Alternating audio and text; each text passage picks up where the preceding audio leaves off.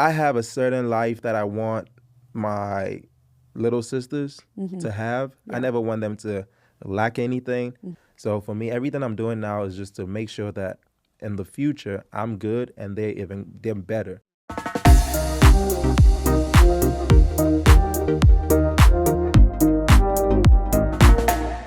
Mike, wait, this is crazy right now. Know. A 2-year reunion, right? I can't believe it's happening. Oh my gosh. I'm so happy you're here though. Welcome to She Comes with Baggage. This is exciting.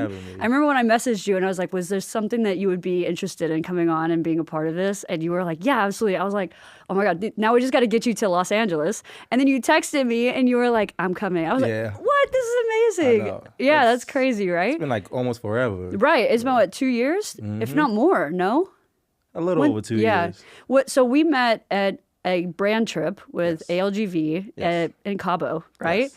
And where was the second place? It was Greece? Yes. Oh my gosh, that's insane. Was Greece. We were there doing a partnership together where we were like teaching travel advisors how to start a business online, which is so cool. I feel like that's the thing about content, which we will get into, that people don't realize all the things that we do behind the scenes. That's not even just on social media. It's like teaching, consulting, all of this stuff, right? I agree. I would love to jump in and talk first about where you're from. You're originally from Ghana, is that correct? Can you tell me a little bit about your cultural background, where your family's from, and when you came out to Los Angeles? So U.S. So I'm originally from Ghana, West Africa, born and raised in Accra, which is the capital. Both my parents are from Ghana. Grew my entire life. Went to middle school, high school, and a bit of high school before I moved in 2015. Growing up in Ghana was if you speak to any other African, it's the same. It's almost the same thing, right?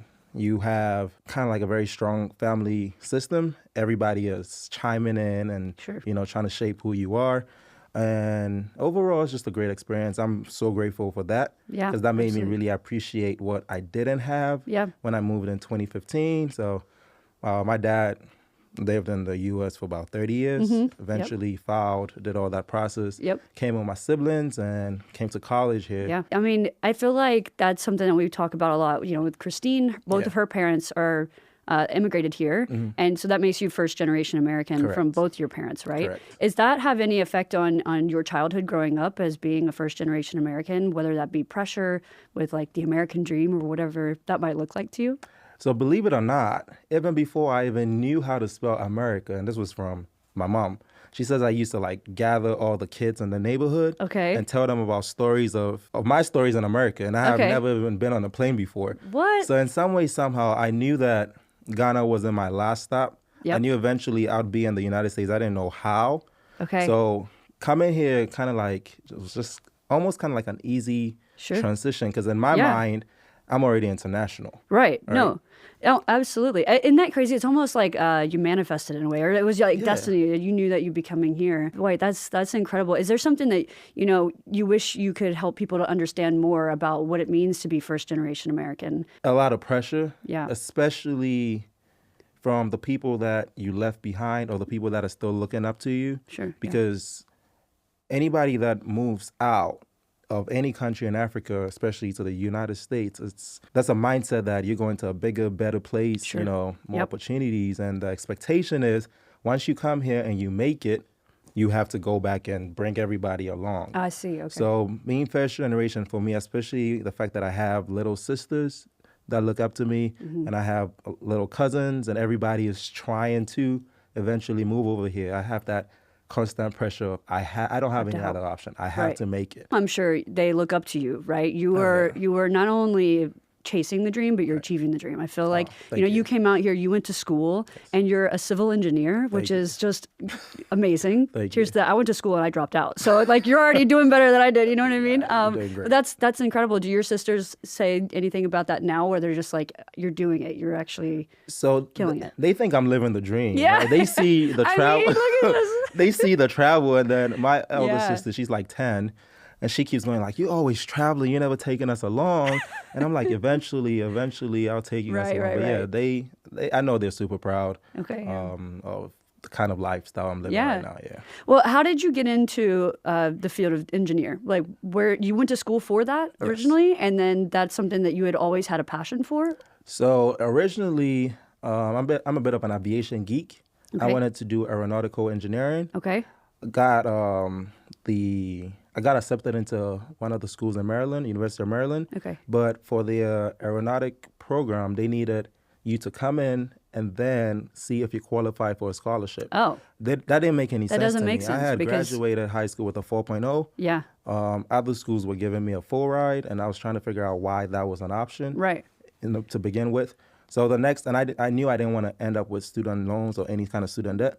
So the next big thing, or the next best thing for me, was civil engineering, because if that opportunity came back, where I could, branch into aviation, I'd have been able to easily transition. So no, yeah, I mean, it's amazing. And then on top of that, not only are you doing a full career, you are living a full 9 to 5. I would assume 9 to 5, and it's not even working remote necessarily. You are in the office, right? Yes. And then you also have a career with doing content, right? I think a lot of times, and that's something we talk about with all the other creatives that come on the show, is that being a content creator is its own career in itself. You are a business owner. You have your digital storefront, which is like your Instagram or your TikTok. Yes. You're working with brands, tourism boards around the world. How did you get into content creation, and where is that balance that you're finding between the two jobs? How do you find the time? Can you teach me?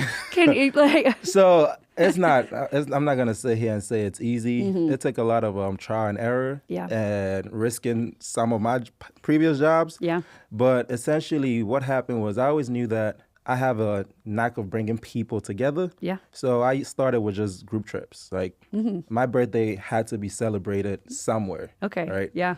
Feel like, okay, this is something we could do, or I could do. Was the trip to Dubai. Okay. For my 23rd, I believe. And that was massive. Like, we went all out for that trip. That was before we met. So we got to make this happen again. That was that was before we met. But at that time, I'd already started Mikestyle Studios. Yep. So just doing like little photography, videography events. Right. But for that trip, I think we took a bit of content. We posted it on the socials. Sure. And the kind of reaction we were getting from that was like, you guys are living the life. And it was just like positive interactions. And then that was the Turks and Caicos trip that I had with a bunch of friends. Yeah. And that gave me my big break. Because I had a video that kind of went viral on TikTok of me jumping over a ship, like from a ship. Casual. Like Casual. Safety first, y'all. Safety first, y'all, right.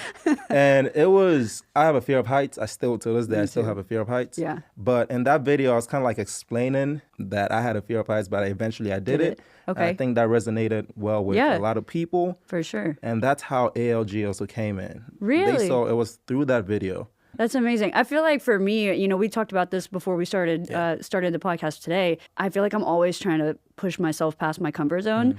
Being on camera, let alone letting there be 3 cameras here, I'm like, but I feel like that, sometimes when people look at content or they look at someone's career growth, they see the almost finished product, right? They see the end results. Yep. They don't see the blood, sweat, and tears that it took to get to that point, whether that is you going to school, whether that is you switching directions towards engineering, whether that is content creation, owning your own photography studio, making sure you're working with clients, right? They don't see all the steps that it takes to get there, which I think that just goes to show, you're amazing at that, right? You're able to find that balance, but also take risks. Yep. And with high risk, it comes with reward, right? When you put yourself out there and you put yourself in these situations to feel uncomfortable, the craziest doors open. Yep. Like you said, ALGV, and then you met me. Right. Look at that. Right. Look at, and here we are today. Here we are today, you 2 years later. Right?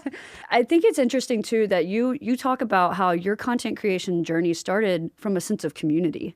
What does that mean to you with community? And is that something that you want to share a lot more in your storytelling? Right now, the direction I'm going in is lifestyle. Yeah. And kind of still mixing, as you said, my 9 to 5, balancing my 9 to 5 with my content. Right.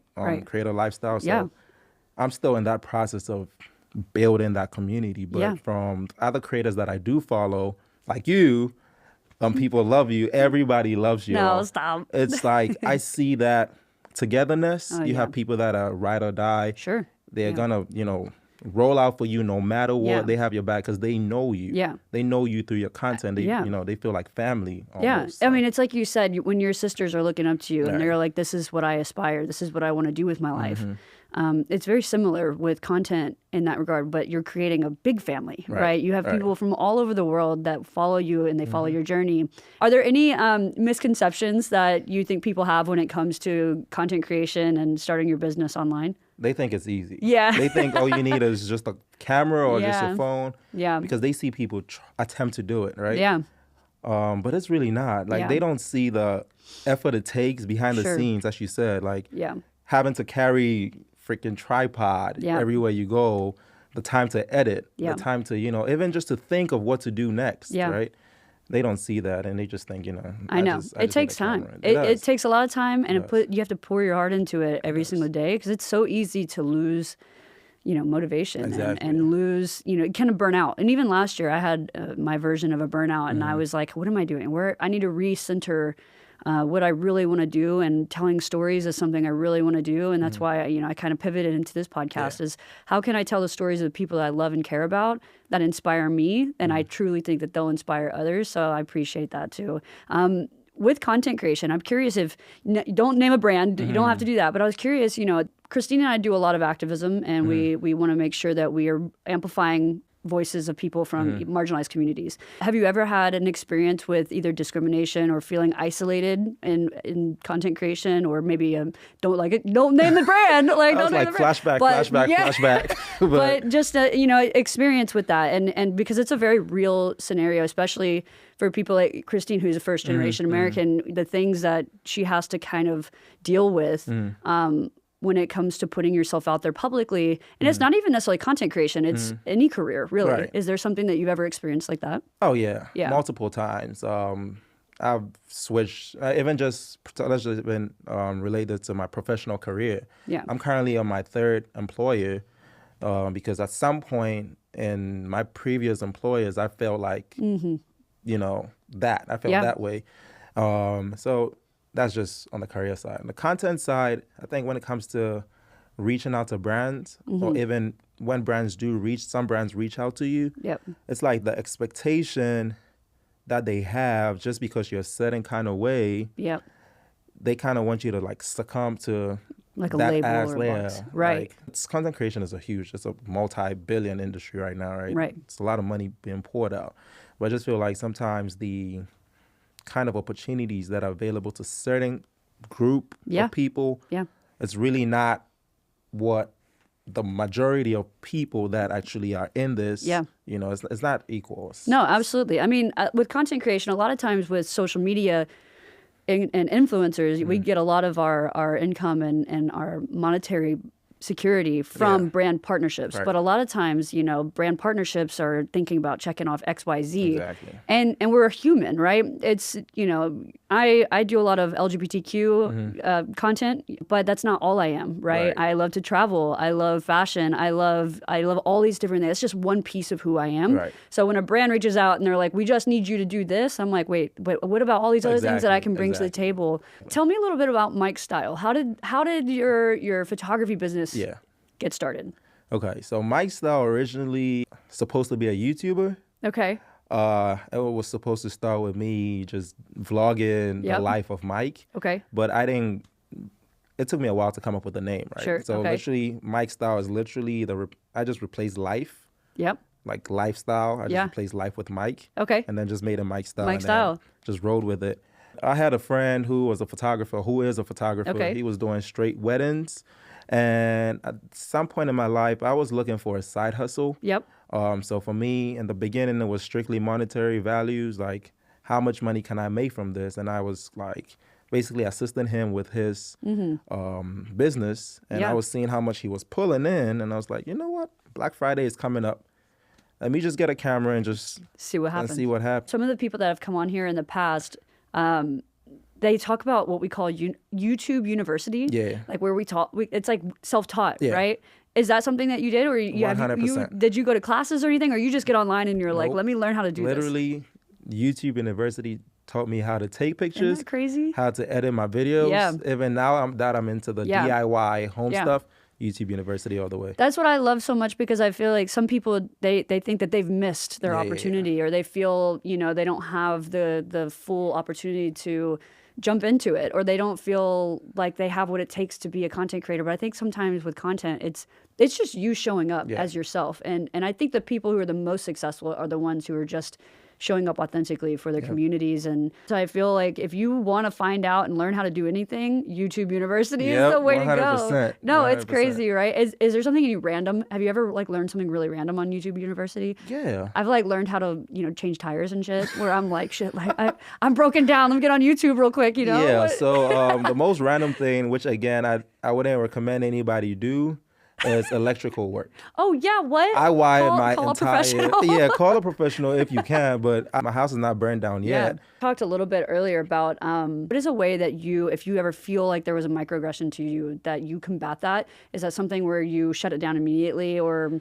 is that something you have to go and do internalized work afterwards, and maybe whether that's with your faith or whether that's with your friends talking more about it? How do you go about, you know, making sure that you're good after somebody presents a microaggression? I usually sleep on it because in that moment, I've been trained to not respond with emotion and rather respond with logic. Yeah. So I usually wouldn't respond, let it like simmer down or sleep on it. Yep. And then if I'm still feeling some type of way the next day, I'll just address it either directly with whoever. I don't care if it's a brand. I don't care if it's a family member.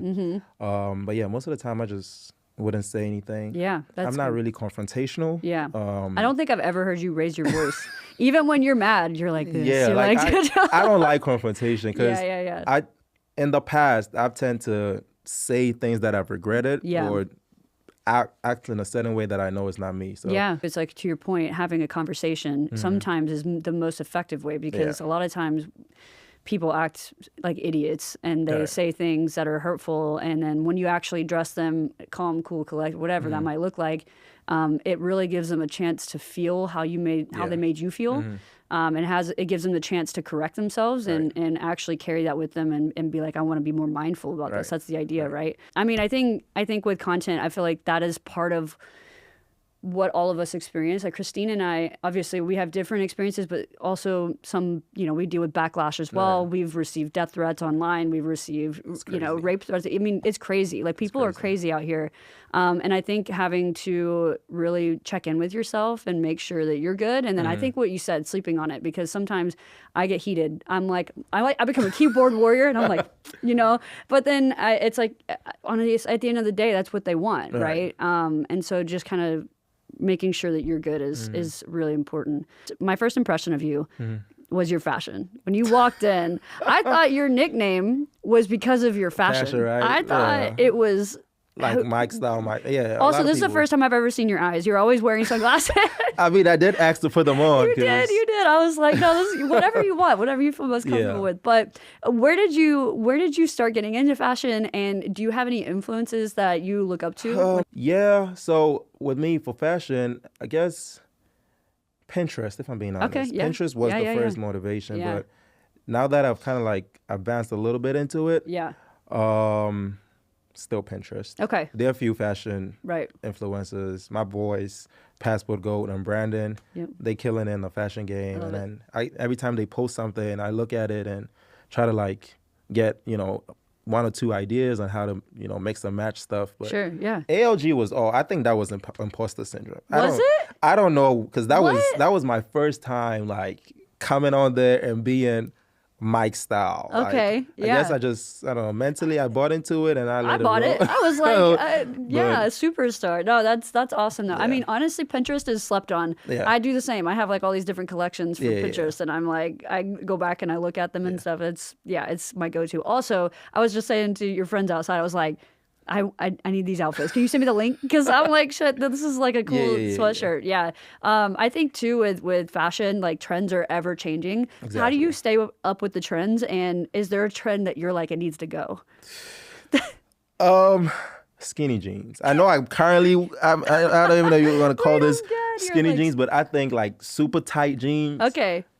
It's 2025. Guys, just get it out. Like, right. I don't know how much title you want. Like, circulate. You're like, you need yeah, circulation. there's no blood flow anymore. I don't know why anyone let me wear skinny jeans before, because I already have chicken legs. So now you're highlighting them because it's like stuck to it. You know what I mean? The baggier, the better for me now. And also, I think for me personally, I was always like a tomboy growing up, and I also dealt with how am I supposed to dress based on, because people are like, oh, you have to dress more feminine, you have to dress more girly, that's how the boys like you. I was like, I don't feel, this isn't me though. I want to be like in my jeans and my sweatshirts and everything. And now it's kind of great because everybody wears baggy clothes. And I was like, this is my era. This is, I'm living for this. I'm going to be so mad the day that anybody brings back skinny jeans.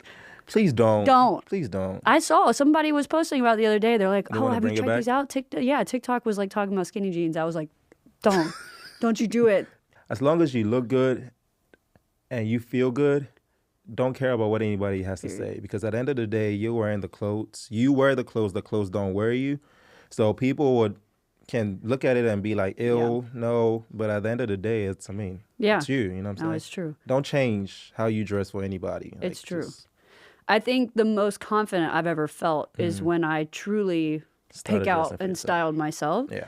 Whether it looks good and whether anyone thinks it looks good, I'm like, I feel good. Yeah, you feel good and you're comfortable. Like, and then it's an energy thing, right? Like I did not know until right now that ALGV was one of your first creator opportunities. Yes. Your confidence and the way that you carry yourself. Yeah. I was like, you've been doing this for years. So it's the glasses. I'm telling you, it's the glasses. Every time I put those glasses on, I'm just Mikestyle. Right. Yeah. Right. Okay, so who are you right now? I'm Mikestyle. I feel a little bit in between maybe Michael style. Okay, all right. The full name. Yeah, the full government name but, right now. Still a little bit of style, but still Michael. That's hilarious. I want to talk a little bit more. Earlier you mentioned group trips and travel. What was, I know you had mentioned that Dubai was your first time. Yes. Was that your first trip ever out of the country, or have you traveled before that, and where did that love for travel come from? So my first actual group trip, I was invited to Costa Rica for another friend's birthday, and it was a group, and it was just vibes on vibes. Like I didn't even know travel could be that fun. Yeah. So that kind of like ignited, the passion. So after that group trip, I was like, the only trip I want to do is group trips. Like, so that was where it started. Costa Rica was the first international trip for me with the group. Yeah. Is there a destination, two-part question, is there a destination that's your favorite out of every place you've been to? And if there's a place that is like the number one on your bucket list, what are those two spots? Oh, okay. So that's hard. Currently, till this day, Dubai is still my number one, my favorite from all the places I've been to. Yeah. And then I'm still looking forward to South Africa. Okay. Wait, it was amazing. I went last year. It was amazing. Go, right? Yeah, it was really cool. I feel like we went and we barely scratched the surface. I definitely would like to go back. Something that people might not realize is that marginalized people who are traveling have to do a lot more research. For example, Christine and I have to do a lot of research when it comes to LGBTQ laws because there's still 64 countries where it's illegal to identify as gay. So safety-wise, as women, we have to check safety. Is there something when it comes to your background, who you are, how you present, is that something that you have to do additional research on whenever you're planning your trips? And how does that look like for anyone that's listening in? Yes. So, for example, when we're going to Dubai, we had to do some extensive research because we were told you can't dress a certain kind of way, you can't really do certain stuff. So that's just basic Google search, or checking if they have a tourism board website, just seeing the do's and don'ts. So No, that's good. Yeah, because I feel like there's so much additional research, and a lot of times too, we keep having these conversations around AI and artificial intelligence and ChatGPT and yada, yada, yada. But I think that what people don't realize is a lot of those are built after what is already on the internet. And the internet is more biased towards white travelers, right? So I feel like there's still a miss, and white men as well. So I feel like there's still a miss. So even for us, if we look up where is it safe for LGBTQ travel, they'll tell us something it's not accurate. And we get there and I'm like, oh, I wish I would have been more informed. It's interesting though that these are the additional things that you have to think about when you are traveling. Has there been a favorite place to you that you're like, this is the most inclusive, this is the most like I could live here, I could move here tomorrow? Mexico. Yeah? Okay. Mexico is I'm basically a Mexican at this point, if I'm allowed to say that. You can say that. You can say that. Because My identity anytime I'm in Mexico is Miguel. Okay. And then I just say a little bit of Spanish, like si, nada, si. I mean, you're fluent. Right? Yeah. That was the accent. Is exactly, good? Right. Actually, that was very good. So yeah, Mexico, I felt at peace. Okay. And with how, with working with ALG, we went to Mexico so many times. Yeah, we did. Yeah. So yeah, I felt really at peace. I agree. And I also think that with what we were talking about before, Mexico has a lot of people have like misunderstandings about Mexico.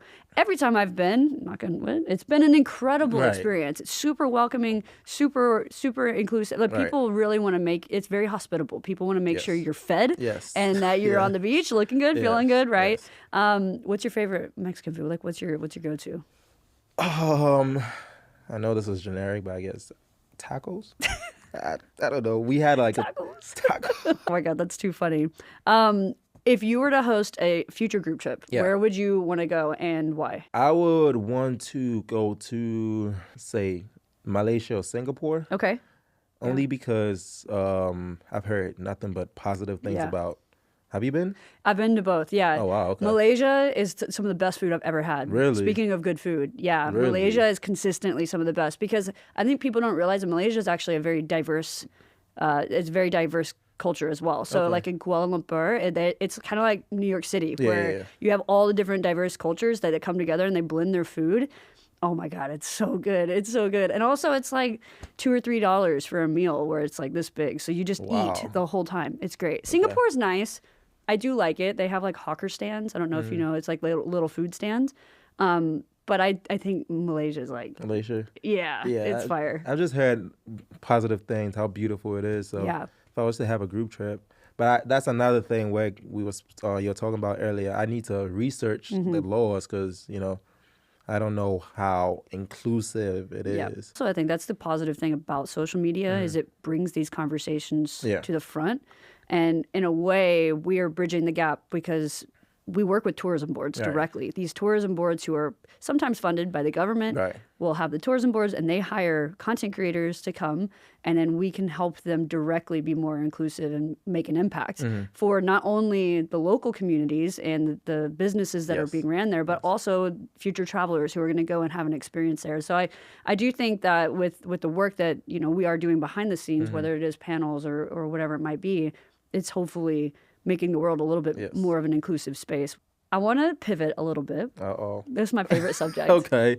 Tell me about the love life. Oh my gosh. Now you like... What niggas like. Yeah, right. Tell me about the love life. How's it going? It's going great. It's going?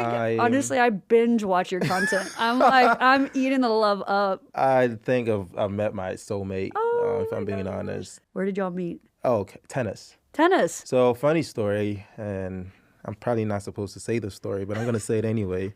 We can edit it out later. We can edit it out later. So how we met was through a mutual. Okay. We have this tennis club in Baltimore in the DMV area. But for some reason that day she decided to, come to town. And then I saw her. I was like, I don't know who this is. I just got to go talk to her, right? So you made a move? Yeah. You did. That's good. But just listen to how I did it, right? So we take turns playing, like tennis matchups. So eventually it was her turn to play with me. And then I made sure she kept winning and winning and winning so that I wouldn't have to leave for somebody else. So like I'll win one, she'll win one, I'll let her win one, then I'll win the next one just so we can still keep playing. I see. And then that happened for quite some time. We probably played like 2-3 hours straight. And then she was ready to go. You're like, I can't move my arm anymore. She was ready to go. And then I walked up to her and I was like, want to do dinner sometime? Yeah. And she said, nope. She said, I'm not entertaining guys right now.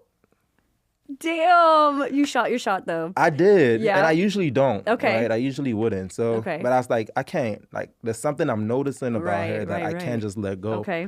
So she says no. I didn't text her or anything. I didn't follow up with nothing. Did you get each other's numbers or anything? Instagram. Okay. I feel like that's the new way of getting numbers. It's like, let's trade Instagrams. Around my birthday, I had a photo shoot scheduled for that day. Okay. And then she sends me an Instagram message saying that she's going to be at tennis today. Am I going to be there? My eyes just lit up. I was like, oh, she's like, I'm entertaining you today. So that I booked the shoot for an hour. Okay. I told the photographer, you have 30 minutes. Whatever we had to do in that hour, I have to go change and go play tennis. So we go the pop, pop, pop, pop, pop, like real quick. And then I go home, change, and I drive straight. Yeah. That's like a 30-minute drive. I drive straight to go play tennis. And then she was there. Man, this time was a little different. I saw that she was being a little like open. Okay. Whatever guard she had up before, it was kind of like, I'm funny. Like, I'll make you laugh. So she has like the sweetest smile. So she was laughing. Then I shot my shot again, but this time in a different way. I said, I have a birthday dinner coming up. Okay. I want you to be my +1. Oh. And then she was like, okay. Yeah. And then one thing led to another, and 2 years later, here we are. Almost 2 years later, here we are. Oh my God. When's your anniversary? August 15th. Oh, I love that. Oh my gosh. That gives me like butterflies. I love it. I love love. I'm like such a sucker for it. What is something that drew you to her? Was it an energy? Was it, what was it about her that you were immediately like, this is someone I want to get to know? So you were like the backswing, the tennis. First thing was, believe it or not, her voice. Okay. She has like I don't think you guys have ever spoken. No, not yet. I've seen all the pictures, but she has like this really like soft. She's soft spoken, has this like soothing voice. Yeah. So that was the first thing for me. I was like, okay, so even if she's gonna scream at me, it's gonna be pleasant. Right. I would love to hear y'all in a fight though, because it's probably the most chill fight ever. Y'all are even so if I was to get screamed at, it's gonna be a pleasant scream. It's not gonna be like, so that was one. And then the second thing, calmest argument of life. Right? And then the second thing was just her vibe with everybody. Like she's just such a nice, positive person, always smiling, just like always welcoming. And I knew that I needed that. I needed somebody who appreciates, like just treating people good. Yeah. So those were the two major things that struck me. And of course, she's beautiful. Beautiful. Yeah, y'all are so freaking cute together. Honestly, like beautiful. What about with your personal journey over time? What is something that is very important to you in a relationship? Like not even just a green flag, but it's a core value when it comes to relationships. I'd say good communication. Yeah. Somebody who's not afraid to speak, like to let you know how they're really feeling no matter what. Right. Right? Because that's the only way you'll know if there's something wrong or not. Yeah. Maybe not somebody that holds it back. Yeah. Because that way, I knew that I didn't want, like in my personal, I was always, I told you I'm not confrontational. Yeah. So I was always the one to say like, oh, it's fine. There's nothing wrong with me. The whole time, there's a million things going on. Yeah. Right. So during that personal, I was like, being more vocal about what is really bothering me, that kind of like opened up different layers of what I thought relationships were supposed to look like, right? And made it kind of like a little like much stronger. That's good. What it was. So good communication, but open communication, and definitely trust, right? Yeah, that's the biggest thing. Like you need to be able to trust the person you're with, and the person you're with, you hope that the person can trust you too. So. Yeah, it's kind of what you said before, and it sounds like communication to you is a core value throughout your life, right? Being able to have those conversations, because again, people can't read your mind. Right. You have to be able to communicate, and I think one of the cause and effects of communication and having that very strong communication is building that trust. Right. Right. The minute that you start pulling back and reserving yourself is the minute the other person starts to be like, what's going on? Right. Tell me, and then that's when trust starts to be like, well, what's going on here? So I feel like you establishing communication as being such an important part of your relationship journey and just who you carry yourself as in your life is so important. I think with our society, and I don't know if there's culturally different, but with our society, it's not necessarily frowned upon, but it's not encouraged for men to show a vulnerable side or to be in love. And it's like you can't show like you're too much in love or wear your heart on your sleeve or whatever that might be. Is like, has that perspective changed now that 1,000%? I feel like if you find the one that is the one, nothing else matters. Yeah. Like if I'm outside and I want to show PDA, I'm going to show PDA because at the end of the day, that's the person I came with. Right. That's the person I'm going home with. Yeah. That's whether you like it or not, that's your business. Like if you feel some type of way because I'm giving my girl a kiss out in public, that's on you. Like back then, yes, I was thinking this whole Leo alpha male thing. Like, don't even hold my hand. Like, what are you doing? We're out in public. That was them. But then I realized that, and no shade to the past experiences, I just realized that I wasn't involved or kind of like in love with them as you know, as much as I thought I was. Right. Because now I'm just like loose. This is a totally different experience. This is a totally different experience. Right. Like, no, I love that. That's how you know, too, that you've really met someone that's a beautiful match and a soulmate, because I feel like you're able to let yourself down, let your guard down. I saw a TikTok the other day that was talking about, I wish I was healed when I met them, right? And I feel like when you meet the right person, you don't have to be already healed. I think part of growing with someone you love is healing together and healing parts of each other. And what you just said, don't touch me, I'm alpha, right? I feel like that's also a part of the healing journey, right? Whatever that might have been stemming from in the past, whether it's society or family, whatever it might be. But I think being able to heal with someone is really beautiful. Is that something that you've experienced as well? Or absolutely. There's a lot of traits that I used to have that with my current relationship, I just like let go or let my guard down. And one thing is that PDA, I was never really one to really show PDA in public, because I was like, it's not like, I was always thinking, how does the next person feel? Like, you know, and, you know, there's a lot of single people that they watch you and they're a little salty. And one thing I didn't want was somebody to be salty at my relationship because I'm doing it rubbing in. And I used to be that, especially when I was single. Yeah. I see all these. You used to be salty? I used to be salty. You're like. Especially when I come across, so I don't really follow a lot of couple influencers. Sure, yeah. Because at that time when I was single, I decided to unfollow everybody that used to get into relationships, because it just reminded me of how single I was. Okay, yeah. But that has changed now. Now I'm like, I guess. Now you're like, I'm a couple creator. I'm part of y'all now, so follow, and I just. No, I love that. I love that. And I think, you know, that is one of the hard things about social media. I think it's just this constant comparison game, right? What does this person have that I don't have? Whether that's career, love, you know, family. I think that we all go through comparing ourselves to what we see online. And I think, as you just said before, and I can also attest to that what people see online of me, I am very vulnerable online, but it's not all of me, right? There are always things going on behind the scenes that you don't share with everybody. How do you work nonstop, right? You have your career, you have content, you have Mikestyle Studios. How do you find balance together? Because she's also working. How do you find a balance together to make sure that, you know, y'all are always on the same page when it comes to work? It comes down to communication, right? We speak almost every hour. Okay. Or every other hour. She's like texting you right now. You're like, this is the longest we've ever gone without talking to each other. She probably is. And I think that at the same time, it's also understanding where somebody is at that point. Yeah. Because she's about to graduate nursing school, and then she's immediately diving into the nursing world. So she's going to be working long hours and all of that.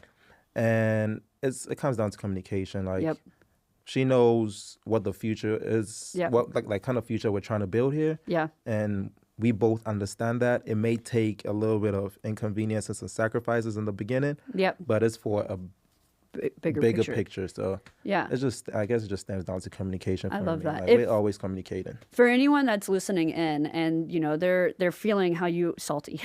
They're feeling salty right now. They're like, oh, love is everywhere. What is something that you want to recommend to them and whenever it comes to being patient, or maybe if it is patience, who knows, when it comes to looking for their person? Because I think sometimes that loneliness and that fear of being alone and seeing all this comparison, it almost forces you to pursue the wrong people, right? What would you recommend advice-wise to somebody that's listening in? Love yourself no matter what. And then 2, I want to believe that there's somebody for you. That's like, 2-point-something billion people? I know that, this might be a little, because with guys, right? Yep. We don't really have a time, society-wise, we don't really have a time frame. Yep. But I know I usually get this feedback from a lot of women who think that they're running out of time. Yep. You know, most women want to have kids early or at a certain period. At the same time, you also don't want to, as you said, you don't want to just force it and be with the wrong person just because you think you're running out of time. Yeah. So just love yourself, keep praying, right? Keep praying. If there's something that is in works for you, God is 100% locate the person that's right for you. And you do have time. I mean, I don't know what everybody's situation is and what everybody wants to achieve at, like milestones. Right. But I think everybody has. No, I mean, like, not even joking, before you came in, I was telling Sharon, she was sitting there, my birthday's coming up, and I was telling Sharon, I was like, Sharon, in 5 years, I'm going to be 38. And I was like, huh. I'm like, when did this happen? Inside, I'm 24. Okay. Right. Inside, I might be 25. But when did this happen? And I'm like, I'm running out of time. I literally just said that. I was like, I'm running out of time. She was like, you're good. Like, don't be going through a midlife crisis right now. And that was right before you called me. You're like, I'm here. And I'm like, okay, I'm good. Let me just, Yeah. No, but I think that there is that fear, right? And I think biologically for women with children, I feel like it's hard because, we're also living in a time now where women can pursue their own careers and their own dreams and things like that. So finding time with your partner and communicating when the right time is to build a family and all of that. And that's the segue actually that I really want to chat with you about. I am so impressed with you. I feel like a lot of people our age and our generation would love to be homeowners. Oh.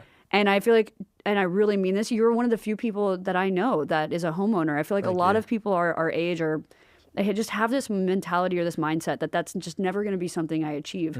When did you decide that real estate investment was the step that you wanted to take? And how does it feel now to be a homeowner?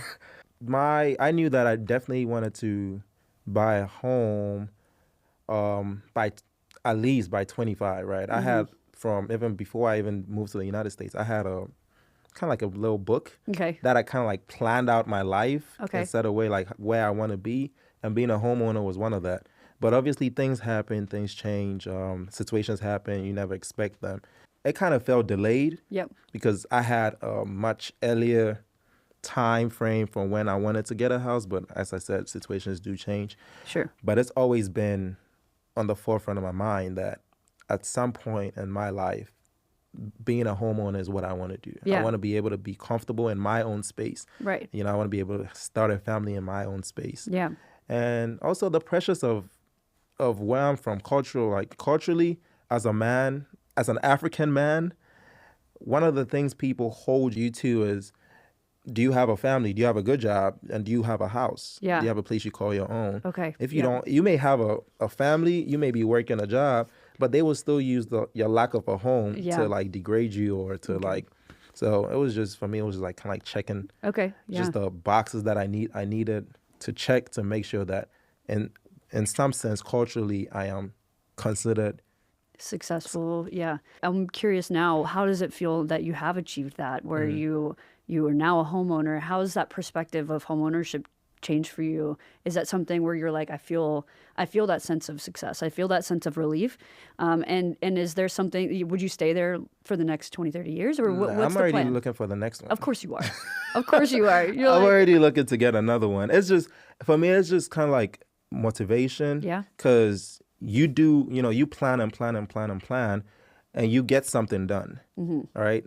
So during that whole process of planning, you know what to do, what not to do. And then once you do get it, you're like, oh, so this is it. Like, this was all the blood and sweat and tears came down to this moment. Right. Okay, bet. Let's go again. Yeah. So, and humans, we're wired to always want the next best thing. Yeah, right? It's true. No, it was so funny. I hadn't seen you in probably a year. And then we got in a group chat. Yeah. And you're like, let's FaceTime right now. And I FaceTimed you. You're like sitting on your porch or something.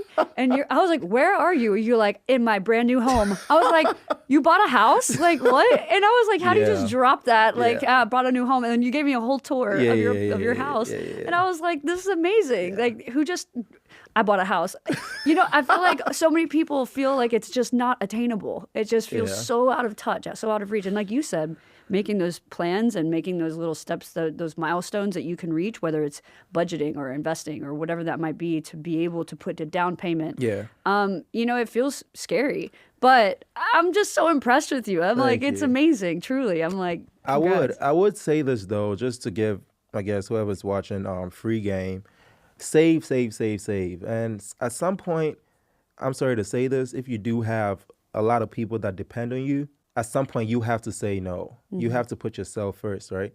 Or else whatever blessings that God has for you is just going to delay. Yeah. Right? Sometimes you have to put them in that uncomfortable position so that you can elevate yourself. Yep. And then you can go back and help. So that's one thing that also I dealt with, like having to just keep helping and helping and helping people and not being able to save enough. I was just fortunate that I was blessed at that point to do what I did. Yeah. But that's one thing that if you're looking to do it and you think is attainable, just sit back and look at, why can't I save? Like, what are the roadblocks, right, that are preventing you to save as much? Is it a job that you're in that is not paying too well? Is it a career development, or is it just you have so much burden with family? Yeah. And for first generation, whether you're an African or if you're in a better situation than most, that expectation of you have to help the people that are less fortunate, you have to help. Like, that's what we're instilled with.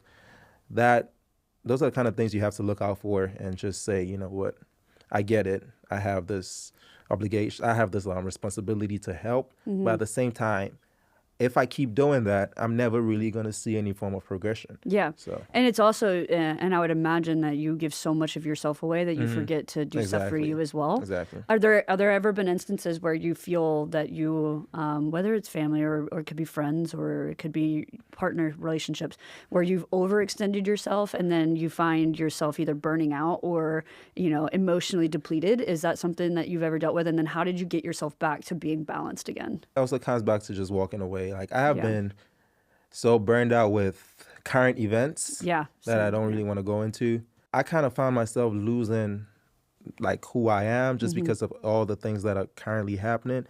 And then I'm in LA now, so I guess that's another form of escape, just like breaking away from that reality and just, taking time to myself to really, really focus on myself. Yeah. And then just let whatever's happening, kind of like just let it be. Let it be.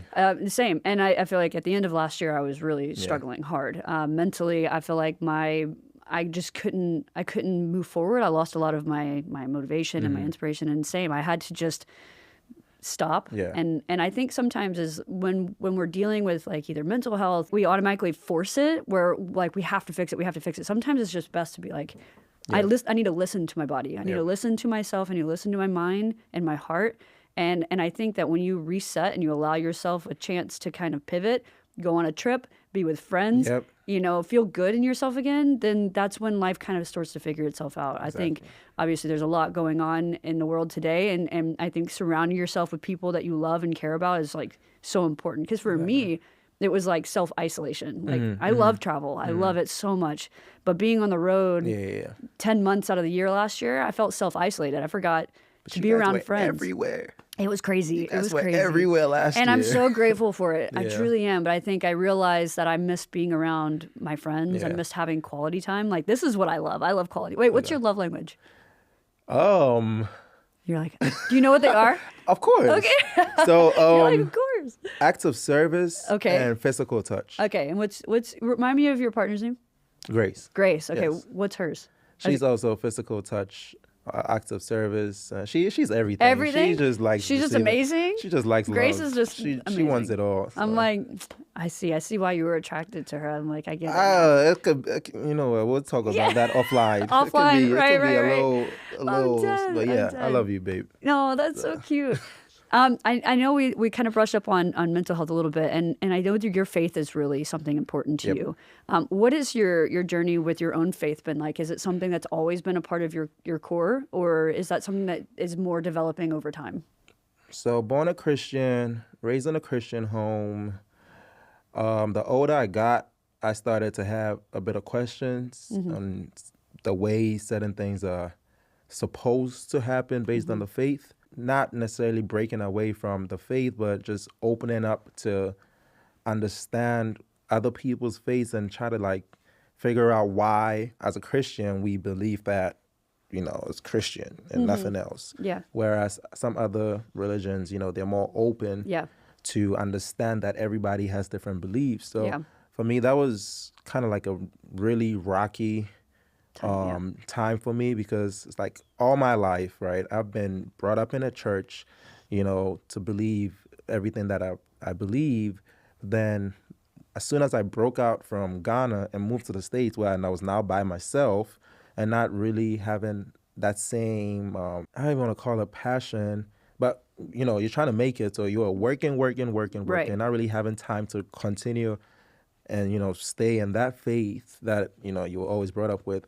It just had my mind all over the place, like questioning, do I really need to go to church? Do I really need to do this? Do I really need to do that? Right. And yeah, it was just rocky. Yeah. It was just rocky. Yeah, and I know that that's something too that you share a lot, and through your social media, through your storytelling. It's something that's part of you, and I think it's beautiful. I feel like it's definitely inspiring. I think.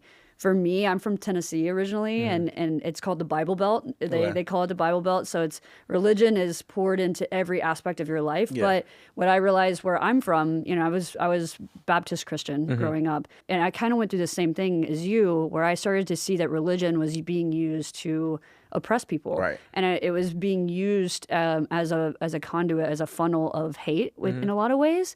And I remember having questions very early on where I was like, what's going on? This is, I thought the whole purpose is to find love and to pour love into others. And so at a very young age, I was like, wait, I don't feel like this is correct. I had a lot of questions. And then, obviously now with being a traveler, with being in different communities and surrounding myself with different people in different walks of life, I feel like we're all searching for those answers, right? And it's like, how can we use our own languages of talking to a higher power or God and to find our way in life, right? And to pour love into one another. So I do think that with your faith and being open about that is just one of the most beautiful things. And I know that that's something that you include in a lot of your storytelling. So everything starts and ends with God. Yeah. So no, I love it. I love it. Whenever it comes to mental health, is there something, our society, especially in U.S. culture, and I know you've mentioned a little bit from Ghana, that there's a lot of patriarchy, right? There's a lot of gender roles that need to be met. And I know you mentioned, having the house and the job and the career. What is something that you had to break from to where it was like, you had to kind of check yourself a little bit from that patriarchy where you're like, it's okay sometimes to not have it all, to not have all the answers, to not reach those time limits. What's a way that you were able to do that? So one thing I struggled with was asking for help. Even when, I'm literally drowning, because there's a saying, as a man, you're supposed to have it figured out. Yeah. As a man, you're supposed to, be the breadwinner. You're supposed to be the head of the household. But at some point in life, right, especially if it's not going as planned, and you need to be able to be humble enough, put all that alpha energy aside and just be like, listen, I am struggling right now. Yeah. Is there anything you can do to help me? Yeah. And the moment I broke free of that and just not trying to figure everything out by myself and actually letting people, help me. Yeah. And that doesn't even have to even be financial, just even advice, listening to advice or just having a role model that, is willing to just educate you, kind of made me 10 times better than what I would have been if I just, sat there and just try to figure it out myself and bottle it up and try to figure it out. I feel like sometimes when we try so hard to be okay and act like we have it all down, we're good, eventually that catches up to you. And then not only does it catch up to you, but it sometimes can make it so much more complicated and heavier. So I feel like, agreed. I think for me, that's the same, where I feel like I have to have my core people. And that's what helps me really recenter what my purpose is, what my why is.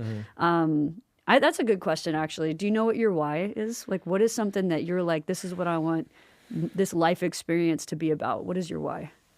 I don't know. That's a great question. I know, that was a deep-ass question, wasn't it? It's mainly that wasn't even on the cards. I just came up with that right now. I know mainly for me, I have a certain life that I want my little sisters to have. I never want them to lack anything. I never want to be that kind of brother that they'll come to me and be like, hey, I need a new pair of shoes. And I'll be like, I ain't got it right now. So for me, everything I'm doing now is just to make sure that in the future, I'm good and they're better. No, that's amazing. Right? So I think for me, that's my why. Right now, everything I'm doing right now is for my little sisters. They're my pride and everything. Right. So I love that. I love that. For anyone that's listening right now that might be dealing with maybe their own mental health issue or roadblocks, I should say, what's one piece of advice, one last piece of advice? Just stop whatever you're doing. Just stop, take a deep breath, and remember that Rome was not built in a day. Period. I know that the pressure coming from your family, from your friends, personally, your partner can be challenging. But again, for me, everything starts and ends with good communication. Let them know how you really feel in a polite way, though. Don't go screaming and banging doors. Right. But just let them know how you feel. And then if you feel like they don't respect you enough to even, hear you out, just cut it off. Right. Anything that's causing you problems, just just cut it off and just focus on your peace, man. There's nothing more priceless than peace. Like having a peaceful mind and a peaceful life. That's more valuable and a happy than wife. Whoa! I need water for that. I thought we were rhyming. Oh, my bad. Sorry. All right, I have some funsy questions. Oh, okay. Breaking the ice because we just got deep. We just got real deep. That was deep. Yeah, you're like, I'm sweating. All right, stupid questions, just silly. Okay. If you could replace your laugh with any animal noise, what would it be? And you have to do it. I guess you don't record that. Your friends are in here getting the phone out. I'm dead. For me, I just find pig noises so funny. Especially that snort. So I feel like if I could replace my laugh, I'll just be snorting like the whole time. So I was probably going to be something like... Trying to go something like...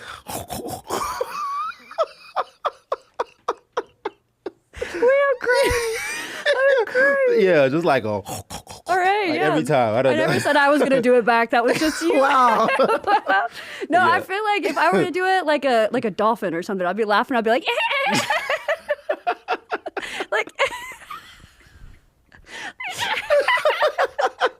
that's pretty good, right? That is I good. Actually know some people that sound like that when they laugh. Okay, you're like, I'm still crying from that. That was hilarious. I'm never gonna look at you the same now. I'm like, and then so one last question I wanted to ask: moving forward, your project that you're working on next is an ebook. Yes. Can you share a little bit more about your ebook and where people can support you on that as well? Yeah. So I currently have an ebook, a beginner's guide to becoming a travel creator. Gives points and tips on how to, land brand deals, even as a micro influencer with less than 10,000 followers, or even sometimes only 1,000 followers, kind of equipment you can be starting with. So we'll get the link. We'll get the link. You'll send me pictures. We'll do the whole thing. It's good. Where can people find you on social media? Where can they follow you, support you? Okay. So I'm pretty easy to find because on Instagram, TikTok, and YouTube and Twitter, it's all the same. It's at I am Mikestyle, so that's at IAMMIKESTYLE across all boards. So okay, awesome. Yeah. Well, thank you so much for coming on here. This is so much fun. I was so nervous. No, you killed it. You killed it. Your first podcast nailed it. Honestly, I mean, I miss you. I really do. We gotta see each other more. Yes, of course. Moving forward, we're gonna have more quality time. That's my love language, by the way. You didn't ask me, but I'll tell you anyways. My love language is quality time and physical touch. Like literally, this is all I need in my life. We know about the physical touch. We see that every day on your social media. Wait, not the shade, not the shade.